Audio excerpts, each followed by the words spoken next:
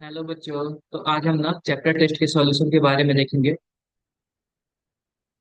तो हमारा chapter test कुछ इस प्रकार है। बच्चों, जो इस चैप्टर टेस्ट होने वाला है ना, उसका सॉल्यूशन का जो सिलेबस है कुछ इस प्रकार है: अल्कोहल, फिनॉल एंड ईथर। ठीक है, तो उसमें सबसे पहले हम क्वेश्चन कुछ इस प्रकार देखते हैं।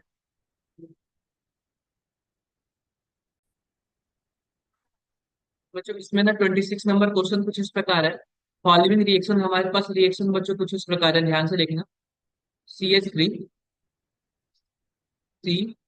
CH3 और यहाँ पे ब्रोमीन है। अगर हम इसमें क्या कर दें, अल्कोहल मिला दें, C2H5OH, तो कुछ इस प्रकार बन जाता है। कुछ इस प्रकार बन जाता है हमारे पास CO, C2H5, CH3 और CH3। बच्चों, अगर आप लोग देखोगे ना, तो यहाँ पे जो ऑक्सीजन है ना, अल्कोहल का, वह न्यूक्लियोफाइल का काम करेगा और यहाँ पे जाके इसको क्या कर देगा, हटा देगा। तो इस प्रकार यहाँ न्यूक्लियोफाइल का काम किया है और ब्रोमीन को हटा के खुद ही ऐड हो गया है। तो इस प्रकार जो हमारे पास ऑप्शन होगा कुछ इस प्रकार का, न्यूक्लियोफिलिक सब्स्टिट्यूशन रिएक्शन। अब बच्चों अगले क्वेश्चन की बात करते हैं। हमारे पास जो अगला क्वेश्चन है कुछ इस प्रकार है। तो इसमें हमारे पास क्वेश्चन कुछ ऐसे दिया हुआ है: PH, CH2, CH3, Br, और इसमें एथिल अल्कोहल मिला दिया है, EtOH। बच्चों, अगर हम ध्यान से देखें ना, यह SN1 रिएक्शन देता है, SN1। तो SN1 के लिए सबसे पहले ब्रोमीन रिमूव हो जाएगा, ब्रोमीन रिमूव होकर कुछ इस प्रकार इंटरमीडिएट बना लेगा, CH2, CH, CH3। यहाँ पे बच्चों पॉजिटिव चार्ज आएगा ना, तो यह रीअरेंज होके इस वाले कार्बन पे चला जाएगा और कुछ ऐसे बन जाएगा हमारे पास, PH, CH, CH2, CH3।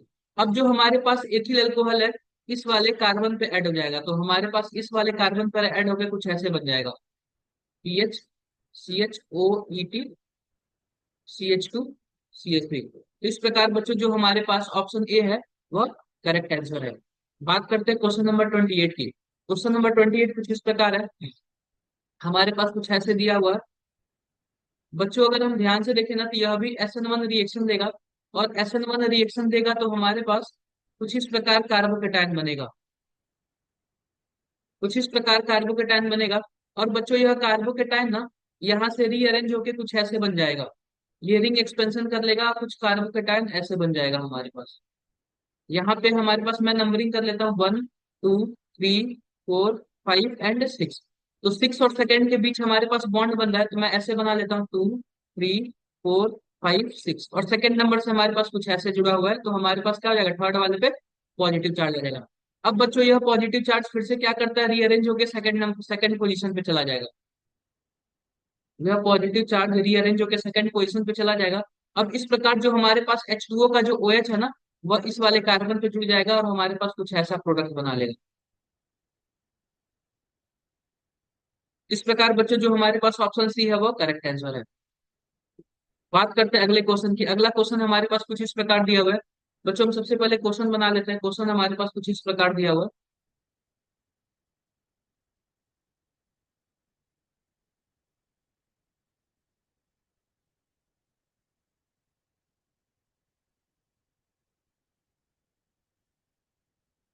और इसमें बच्चों H2O और एसीटोन ऐड है। तो बच्चों यह भी आपको पता है क्या, SN1 रिएक्शन करेगा। और SN1 के केस में पता है क्या होता है, यह वाला ब्रोमीन नंबर इसको फर्स्ट मान लेते हैं और इसको सेकंड मान लेते हैं। तो जो फर्स्ट वाला ब्रोमीन है ना, वह रिंग के साथ डबल बॉन्ड कैरेक्टर शो करेगा, जबकि सेकंड वाला ब्रोमीन ना रिंग के साथ डबल बॉन्ड कैरेक्टर शो नहीं करेगा। इस प्रकार ना फर्स्ट वाले ब्रोमीन को निकालना मुश्किल है, जबकि सेकंड वाला ब्रोमीन इजीली निकल जाएगा और यहाँ पे कार्बोकेटायन बना लेगा। तो इस प्रकार जो हमारे पास सेकंड वाला ब्रोमीन है, वहां पे, वहां से रिमूव हो जाएगा और वहीं पे क्या जुड़ जाएगा हमारे पास, OH जुड़ जाएगा। तो हमारे पास कुछ ऐसा प्रोडक्ट बन जाएगा। कुछ ऐसा प्रोडक्ट बन जाएगा। तो ये हमारे पास जो ऑप्शन नंबर ए है वो करेक्ट आंसर है।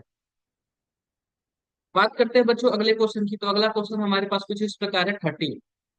तो इसमें कुछ ऐसे दिया हुआ है: ethanol when react with PCl5। तो बच्चों हम सबसे पहले एथेनॉल ले लेते हैं, C2H5OH।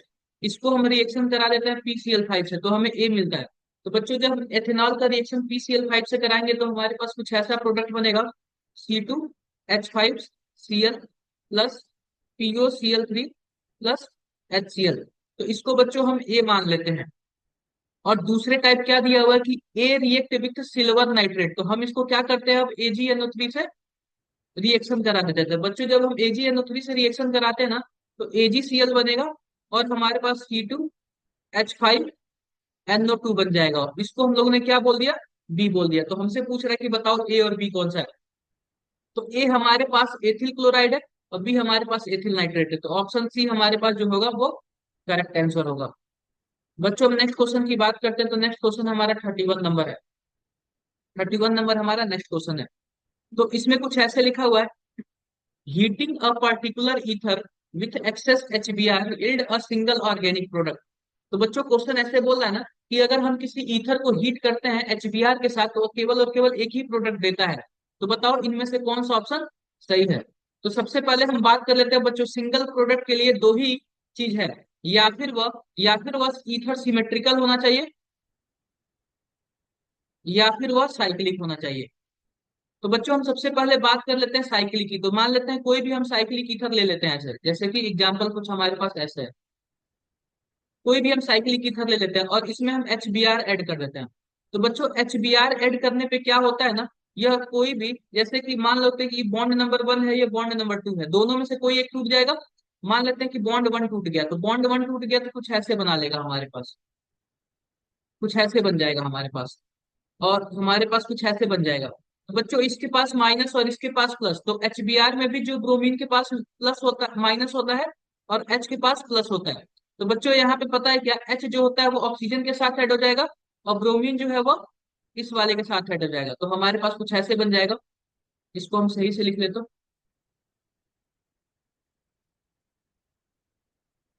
1 2 3 4 5 एंड 6, कुछ ऐसे बन गया हमारे पास। इसको हम ऐसे बना लेते हैं 6, कुछ ऐसे बन गया। अब फिर से बच्चों होता क्या है ना, होता क्या है कि अभी भी इसमें HBr होता है। तो HBr हम क्या करते हैं, अब इसका जो H प्लस है ना, इस ऑक्सीजन के साथ ऐड हो जाता है और यहाँ पे पॉजिटिव आ जाता है और यह बॉन्ड टूट जाता है। जब टूट जाएगा तो यहाँ पे पॉजिटिव आ जाएगा और यहाँ पे ब्रोमीन जुड़ जाता है। कुछ हमारे पास ऐसे प्रोडक्ट बन जाते हैं। तो यह एक सिंगल प्रोडक्ट बनाना, कोई भी डबल प्रोडक्ट नहीं बनाना। यह अगर साइक्लिक होगा तो सिंगल प्रोडक्ट बनेगा। बात कर लेते हैं सिमेट्रिकल की। बात कर लेते हैं सिमेट्रिकल की। तो सिमेट्रिकल में हम कोई भी ईथर ले लेते हैं, CH3O CH3, यह सिमेट्रिकल ईथर है। अब हम इसमें ने क्या कर दिया, इसमें हमने HBr डाल दिया। HBr डालेंगे तो बच्चों कोई ना कोई एक बॉन्ड टूटेगा, या फिर पहला वाला या फिर दूसरा वाला। मान लेते हैं कि पहला वाला बॉन्ड टूटा, तो हमारे पास क्या होगा, इसके पास प्लस आएगा और इसके पास माइनस आएगा। और जिसके पास प्लस आएगा वह हमारे साथ क्या होगा, ब्रोमीन के साथ ऐड हो जाएगा। तो हमारे पास CH3Br हो जाएगा प्लस OH CH3, कुछ ऐसे हो जाएगा। तो बच्चों CH3Br हो गया, मैं लिख लेता हूँ यहाँ पे CH3Br प्लस OH CH3। अब बच्चों अभी भी हमारे पास रिएक्शन में HBr होता है, तो ये H जो एसिड है ना वो इसके साथ ऐड हो जाएगा और यहाँ पे पॉजिटिव आ जाएगा और ये वाला बॉन्ड टूट जाएगा और इसके साथ फिर ना हमारे क्या जुड़ जाएगा, ब्रोमीन ऐड हो जाएगा। तो हमारे पास कुछ ऐसा प्रोडक्ट बन जाएगा CH3Br। तो देखो बच्चों यह भी तो दोनों सेम ही प्रोडक्ट है ना। तो इस प्रकार अगर कोई भी हमारे पास सिमेट्रिकल या फिर साइक्लिक ईथर होगा तो हमारे पास सिंगल प्रोडक्ट देगा। तो देखते हैं हमारे पास कौन सा ऑप्शन सही है। The reactant was methyl ether, the reactant was symmetrical ether, the reactant was cyclic ether. तो बच्चों जो बी एंड सी दोनों सही है, तो इस प्रकार जो हमारे पास ऑप्शन डी होगा ना वह करेक्ट आंसर होगा। बात कर लेते हैं नेक्स्ट क्वेश्चन की। हमारे पास नेक्स्ट क्वेश्चन कुछ इस प्रकार है। नेक्स्ट क्वेश्चन कुछ इस प्रकार है, कंसीडर द फॉलोइंग सीक्वेंस। तो हमें इस सीक्वेंस को फॉलो करना है। तो बच्चों सबसे पहले हम रिएक्शंस को यहाँ पे लिख लेते हैं, C2H5, C triple bond CH CH3 MgBr। यह हमारे पास प्रोडक्ट ए, HCHO, दूसरा H3O प्लस प्रोडक्ट बी। तो सबसे पहले बात कर लेते हैं बच्चों प्रोडक्ट के एक ही। तो बच्चों अब हमें पता है ना ये sp कार्बन है, तो sp कार्बन से जो भी हाइड्रोजन होता है ना वह एसिडिक हाइड्रोजन होता है। और यहाँ पे हमारे पास ग्रिगनार्ड रिएजेंट है। तो बच्चों हमें पता है जो ग्रिगनार्ड रिएजेंट होता है ना, या जो Mg वाला होता है वो प्लस वाला होता है, ये वाला माइनस वाला होता है। तो सबसे पहले एसिड बेस रिएक्शन होता है, और एसिड बेस रिएक्शन होगा तो जो हमारे पास sp कार्बन से जो एसिडिक हाइड्रोजन होगा ना, सबसे पहले वो रिमूव होगा। तो हमारे पास कुछ ऐसे बन जाएगा, माइनस, या एसिड बेस रिएक्शन हो गया। क्लियर है बच्चों? अब इसके बाद हमारे पास क्या होता है, इसके बाद हमारे पास इसमें HCSO यानी कि फॉर्मल्डिहाइड ऐड होता है।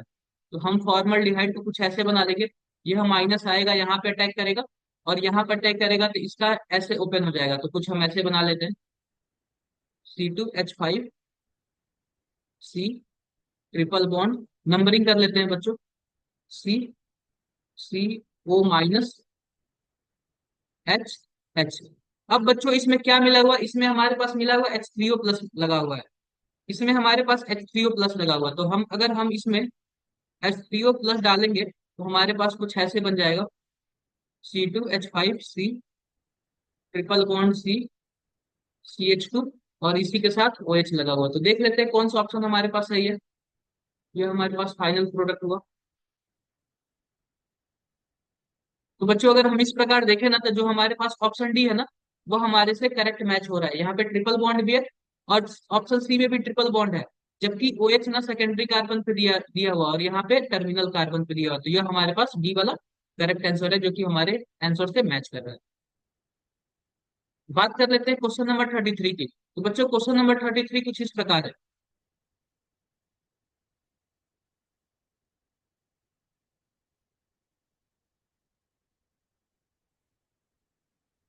H3O+, यह प्रोडक्ट ए है, और हमारे पास यह,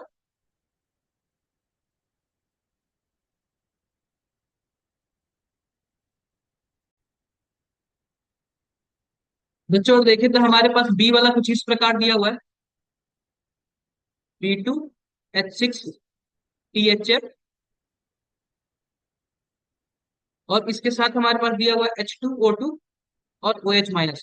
बच्चों अगर देखें ना, तो जो हमारे पास ए दिया हुआ ना, ए, यह कुछ इस प्रकार दिया हुआ कि मार्कोनिकॉफ रूल फॉलो होता है, और मार्कोनिकॉफ रूल में हम OH उस साइड लगाते हैं जहां पे लेस नंबर ऑफ कार्बन होता है। तो इस प्रकार अगर हम बात करें तो यह 1 और 2 हुआ।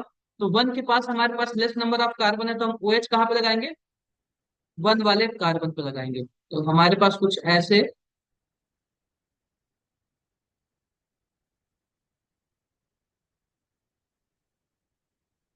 प्रोडक्ट बनेगा, ये ए हो गया। और बी वाले केस में देखिए बच्चों, तो इसमें परऑक्साइड है और OH- है, तो यह वाला एंटी मार्कोनिकॉफ रूल फॉलो होगा, और एंटी मार्कोनिकॉफ रूल में हम OH उस साइड लगाते हैं जिस side more number of hydrogen होता है। तो OH हम कुछ यहाँ पे लगाएंगे। तो इस प्रकार देखिए बच्चों ना, तो जो हमारे पास ऑप्शन, कौन सा ऑप्शन मैच करता है हमारे पास, सबसे पहले यहाँ पे बी दिया हुआ और ए दिया हुआ है। तो बच्चों अगर हम देखें तो हमारे पास respectively product A and B are respectively. तो ए हमारे पास कुछ इस प्रकार होगा, यह वाला होगा, यानी कि ऑप्शन डी जो हमारा होगा वो करेक्ट आंसर होगा। ऑप्शन डी जो हमारा होगा वो करेक्ट आंसर होगा। नेक्स्ट क्वेश्चन की बात करते हैं। नेक्स्ट नेक्स्ट क्वेश्चन हमारे पास कुछ इस प्रकार दिया हुआ है। सबसे पहले दिया हुआ फिनॉल,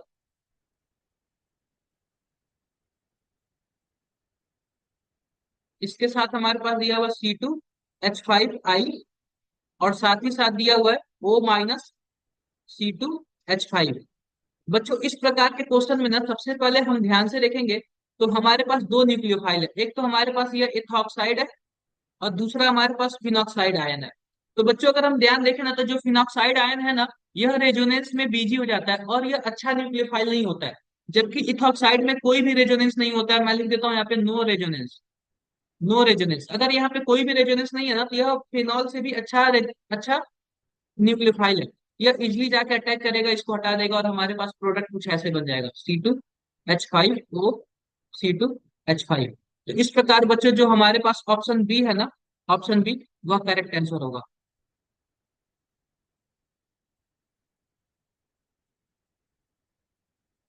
अगले क्वेश्चन की बात करते हैं। अगला क्वेश्चन हमारे पास कुछ इस प्रकार है। अगले क्वेश्चन की बात करते हैं। अगला क्वेश्चन हमारे पास इस प्रकार है कुछ। बच्चों सबसे पहले इस क्वेश्चन में देखो, तो हमारे पास कुछ ऐसे दिया हुआ, CH, यहाँ पे CH3, CH3OH। और इसमें ऐड किया हुआ है PBr3। तो बच्चों जो हमारे पास प्रोडक्ट बनेगा ना, यह जो ब्रोमीन है ना, ब्रोमीन, यह क्या कर लेता है, न्यूक्लियोफिलिक सब्स्टिट्यूशन कर लेता है, OH को हटा देता है। तो हमारे पास कुछ ऐसे बन जाएगा, CH3 CH3H Br। अब इसमें बच्चों हमने डाला Mg और ईथर, और Mg और ईथर की वजह से यह ग्रिगनार्ड रिएजेंट बन जाता है, कुछ ऐसे बन जाता है, CH3 CH3 Mg Br। अब बच्चों इसमें डाला हुआ इथिलीन ऑक्साइड, तो हमें पता है क्या बच्चों, हम इसको इथिलीन ऑक्साइड बोलते हैं। और इथिलीन ऑक्साइड में क्या होता है ना, यह ग्रिगनार्ड रिएजेंट है ना, तो यहाँ पे माइनस आएगा, यहाँ पे प्लस आएगा। यह वाला आके अटैक इस पे करेगा और यह वाला ओपन हो जाएगा, कुछ ऐसे। मैं नंबरिंग कर देता हूँ, 1 2 3। तो सबसे पहले वन का अटैक 3 पे गया, तो सबसे पहले हम कार्बन नंबर 1 लिख लेते हैं। इस कार्बन नंबर 1 से हमारे पास दो कार्बन जुड़ा हुआ है, और इसने अटैक किया दूसरे नंबर कार्बन पे, और वह दूसरा नंबर कार्बन तीसरे नंबर कार्बन से जुड़ा हुआ है, और उससे एक ऑक्सीजन जुड़ा हुआ है, तो कुछ माइनस इस प्रकार। और बाकी सब जो वैलेंसी हम उसको हाइड्रोजन से कंप्लीट कर देते हैं, तो कुछ इस प्रकार हो गया। और एच लास्ट केस में H2O डला हुआ है। तो H2O से बच्चों पता है क्या होता है, वो हमारे पास एसिडिक हाइड्रोजन का काम करता है, कुछ ऐसे बन जाता है। तो हम कुछ ऐसे बना सकते हैं, CH3 पे ट्वाइस C, उसके बाद हमारे पास CH2CH OH। कुछ इस प्रकार हमारे पास फाइनल प्रोडक्ट बन गया। अगर हम सही देखें तो हमारे पास जो ऑप्शन सी है, ऑप्शन सी, वो हमारे पास करेक्ट आंसर है। तो अब बच्चों हम क्या करते हैं कि हम नेक्स्ट क्वेश्चन की तरफ चलते हैं। नेक्स्ट क्वेश्चन हमारे पास कुछ इस प्रकार है, लिखा हुआ है, an organic compound x with molecular formula C7H8O is insoluble in aqueous NaOCH3 but dissolve in NaOH। बच्चों को पता है क्या, जब हमारे पास कुछ इस टाइप का है ना, तो जो NaOH होता है बेस होता है, तो हम क्या करेंगे कि कोई ना कोई एसिडिक कंपाउंड बनाएंगे, ठीक है। When treated with bromine rapidly gives Y, तो कंपाउंड एक्स एंड वाई। तो सबसे पहले हम क्या कर लेते हैं बच्चों, हमारे पास 7 कार्बन है ना, तो हम क्या कर लेते हैं कि बेंजीन कुछ ऐसे बना लेते हैं। और एक साइड हम फिनॉल बना लेते हैं, और दूसरे साइड हम लोग क्या बना लेते हैं, दूसरे साइड हम एक कोई भी मेथिल ग्रुप बना लेते हैं, मेथिल ग्रुप। और बच्चों सबसे पहले हम देख लेते हैं कि अगर हमारे पास ब्रोमीन वाटर जुड़ेगा ना, तो ब्रोमीन वाटर कहाँ पे जुड़ेगा, 2,4,6 ट्राई ब्रोमोफिनॉल, ये आप लोग को पता है। तो हम क्या कर लेते हैं, मेटा पोजीशन पे मेथिल ग्रुप जोड़ देते हैं। तो यह हमारे पास हो गया, क्या हो गया हमारे पास, C7H8O। और इसी को हमने क्या बोल दिया, एक्स बोल दिया। अब इसने क्या किया, ब्रोमीन से जुड़ा ना, ब्रोमीन से तो कुछ ऐसे बना लिया, ब्रोमीन से जुड़ के कुछ ऐसे बना लिया, bromine, CH3 bromine and bromine, और इसको बच्चों वाई बोल दिया। तो यही हमारे पास फाइनल आंसर है। आओ देखते हैं फाइनल आंसर क्या है। इसको हम लोग मेटाक्रिसॉल बोलते हैं, और इसको हम लोग 2,4,6 ट्राई ब्रोमो 3 मेथिल फिनॉल बोलते थे। जो हमारे पास ऑप्शन डी होगा ना, वो करेक्ट आंसर होगा। हम क्वेश्चन नंबर 37 की बात करते हैं। क्वेश्चन नंबर 37 क्या है, लिखा हुआ है, an organic compound with X with sodium Y and PCl5Z, Y and Z react together to form diethyl ether, the compound XYZ। ऐसे पूछ रहा है हमारे पास। तो बच्चों हम सबसे पहले क्या कर लेते हैं कि हमारे पास कोई ऑर्गेनिक कंपाउंड एक्स दिया हुआ और वो सोडियम मेटल, तो बच्चों सोडियम मेटल से वही रिएक्शन कर सकता है जो हमारे पास एसिड हो। तो ध्यान से देख लेते हैं कि हमारे पास एक्स में किस में एसिड है। तो हम देखेंगे कि हमारे पास बी में एसिड है, डी में भी एसिड है, और हमारे पास सी में भी एसिड है। उसके बाद क्या बोला है, PCl5 के बाद रिएक्शन करने के बाद वो क्या बनता है, एंड गिब्स वाई, वाई बन जाता है। उसके बाद वो PCl5 से रिएक्शन करके क्या बन जाता है, जेड बन जाता है।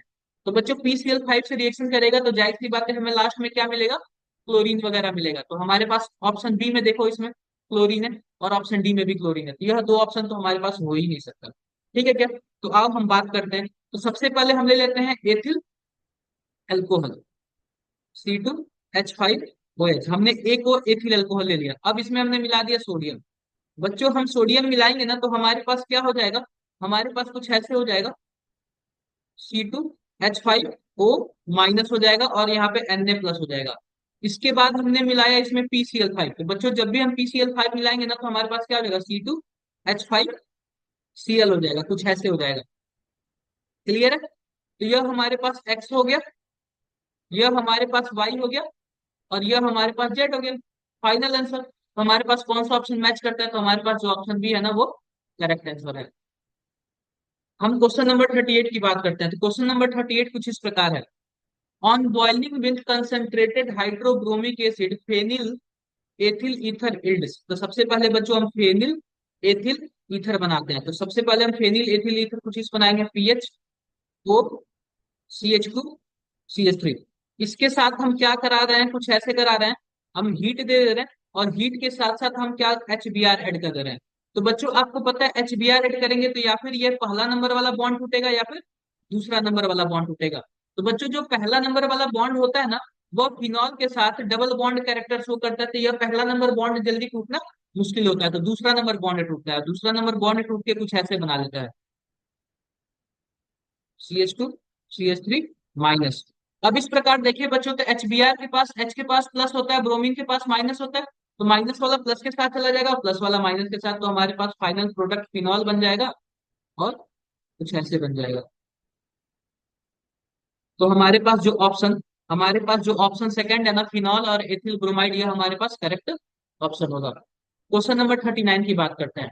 लिखा हुआ है C4H10O, C4H10O, an alcohol gives white precipitate within 5 minutes when reacted with concentrated hydrochloric acid in the presence of anhydrous zinc chloride. तो बच्चों यह कंसंट्रेटेड हाइड्रोक्लोरिक एसिड HCl और हमारे पास ZnCl2 के साथ रिएक्शन करता है। बच्चों आपको पता है ना, यह ल्यूकास रिएजेंट है, और ल्यूकास रिएजेंट में जो 3 डिग्री वाला होता है ना, वो सबसे पहले रिएक्शन देता है, 2 डिग्री वाला 5 मिनट बाद देता है, और 1 डिग्री वाला जल्दी रिएक्शन ही नहीं देता है। तो इस प्रकार जो हमारे पास 5 मिनट में यह रिएक्शन दे रहा है ना, तो जो हमारे पास 2 डिग्री अल्कोहल होगा ना, वही हमारे पास क्या होगा, करेक्ट ऑप्शन होगा। तो देख लेते हैं 2 डिग्री अल्कोहल किसमें है।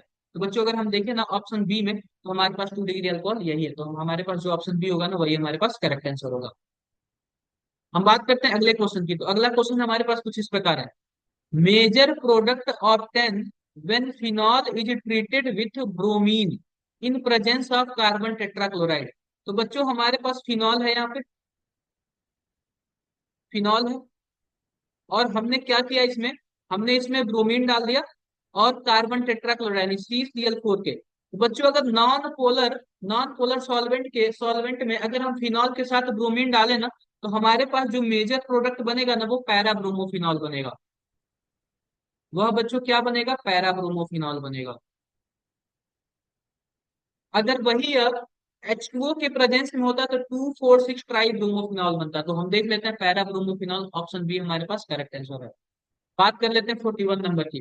तो 41 नंबर हमारे पास कुछ इस प्रकार है, राइमर टीमान रिएक्शन। तो बच्चों राइमर टीमान रिएक्शन हमें पता है क्या होता है।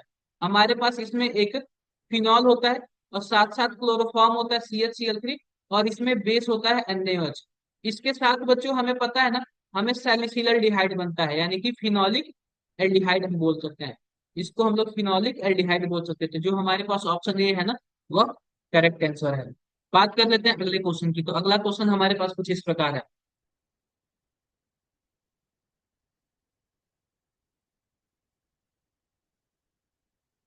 अगला क्वेश्चन हमारे पास कुछ इस प्रकार है।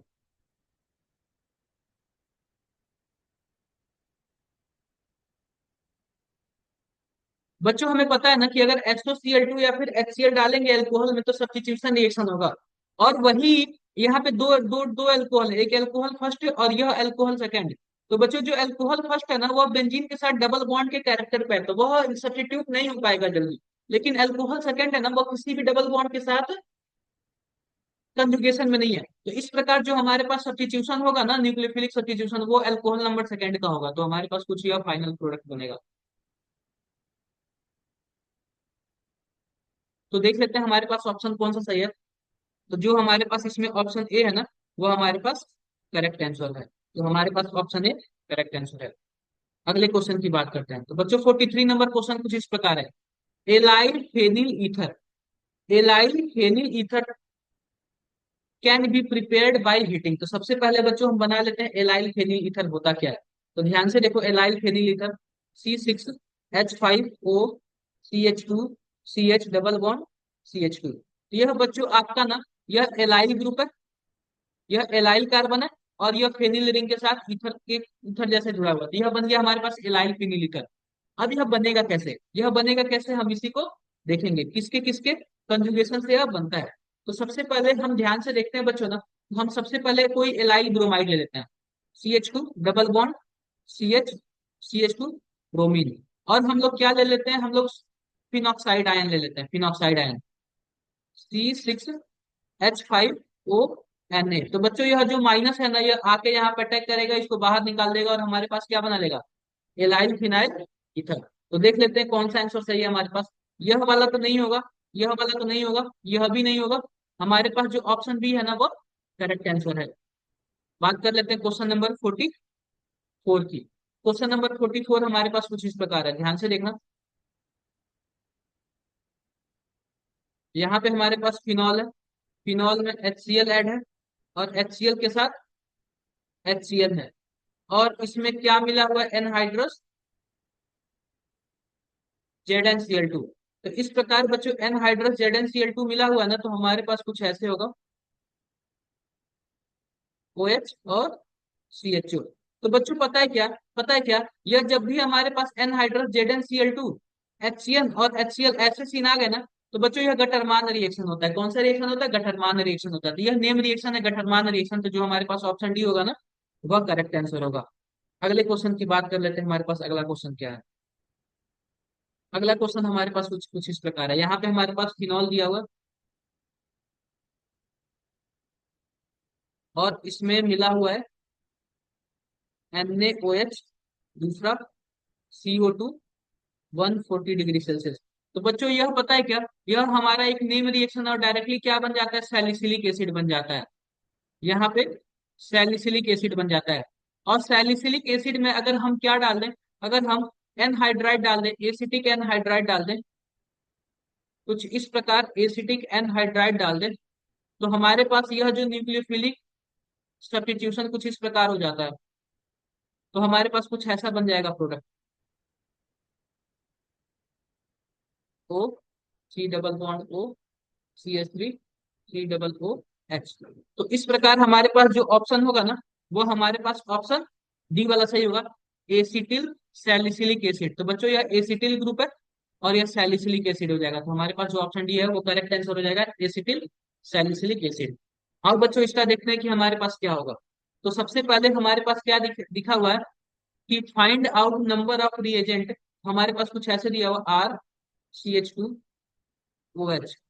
और हमारे पास पूछ रहा है कितने नंबर ऑफ रिएजेंट हैं जो हमें इसे हेलो एल्केन में कन्वर्ट कर देते हैं। तो सबसे पहले बच्चों हमें पता है कि HCl कन्वर्ट कर सकता है, ZnCl2 कर सकता है, PCl5 कर सकता है, PCl3 कर सकता है, और SOCl2 कर सकता है। तो बच्चों इतने रिएजेंट है ना, जो अल्कोहल को हेलो एल्केन में कन्वर्ट कर सकते हैं। यह हमने क्लास में भी पढ़ा हुआ है। तो हमारे पास टोटल 5 ऐसे रिएजेंट है जो कि कन्वर्ट कर सकते हैं।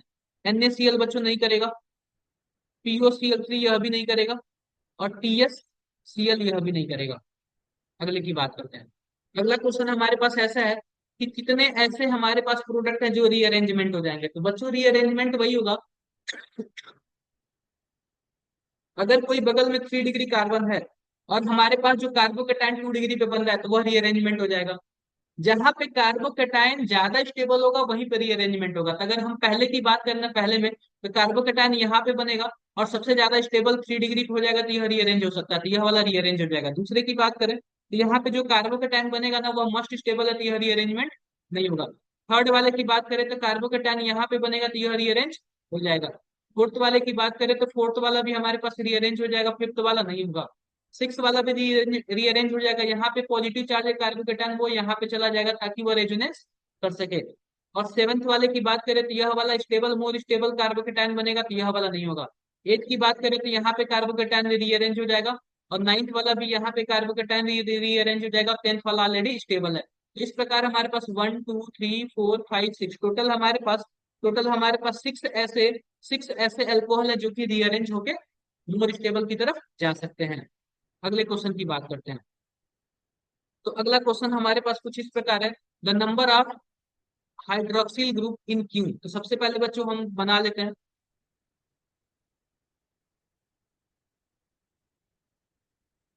कि हमारे पास टोटल कितने हाइड्रोक्सिल ग्रुप बनेंगे।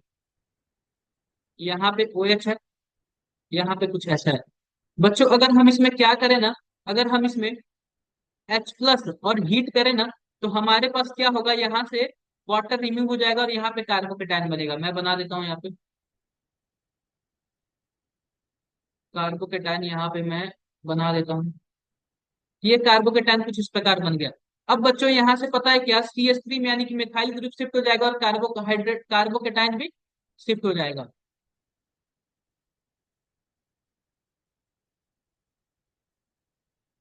कुछ ऐसे यार शिफ्ट हो गया, और यहाँ पे मिथाइल ग्रुप यहाँ पे शिफ्ट हो गया। अब बच्चों जानते हैं कि हमारे पास क्या होता है कि बीटा एलिमिनेशन होता है, तो हमारे पास क्या होगा, यहाँ पे एल्कीन बन जाएगा, मोर स्टेबल एल्कीन बन जाएगा हमारे पास यहाँ पे।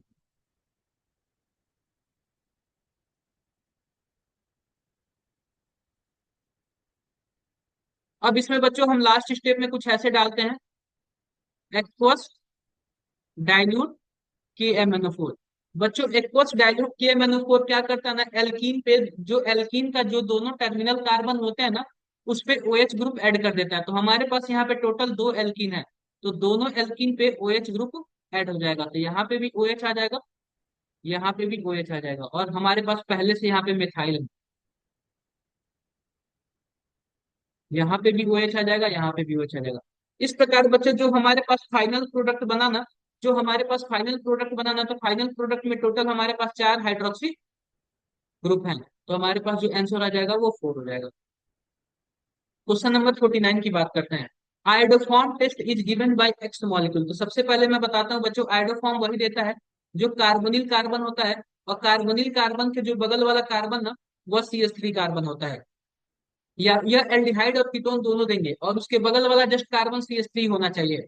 या फिर वह एल्कोहल देंगे, वह एल्कोहल देंगे कि जो ऑक्सीडाइज होकर कीटोन बन जाए, और हमारे पास उसके बगल में क्या हो, हमारे पास उसके बगल में CH3 ग्रुप हो, तो इस प्रकार वह भी एल्कोहल क्या होंगे हमारे पास, इस प्रकार वह भी एल्कोहल हाइड्रोफॉर्म टेस्ट देंगे। तो हम देखते हैं कि जो हमारे पास ऑप्शन ए है वह गलत है, क्योंकि इसके जस्ट बगल वाले कार्बन के पास हमारे पास CH3 ग्रुप नहीं है।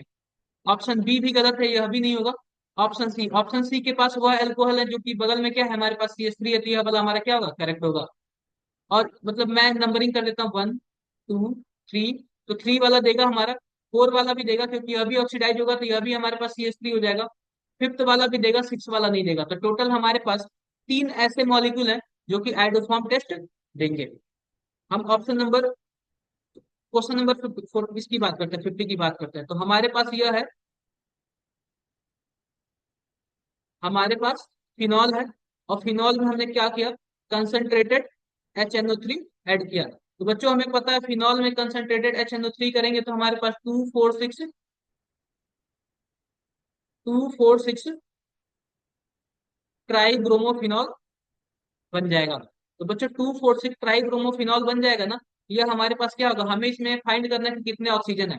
तो एक ये फिनॉल वाला ऑक्सीजन, बाकी दो, दो, दो, टोटल 7 हमारे पास क्या हो जाएंगे, ऑक्सीजन आएंगे, तो जो एक्स की वैल्यू क्या हो जाएगी, 7 हो जाएगी। बच्चों इस प्रकार हमारा टोटल क्वेश्चन फिनिश होता है। Thank you.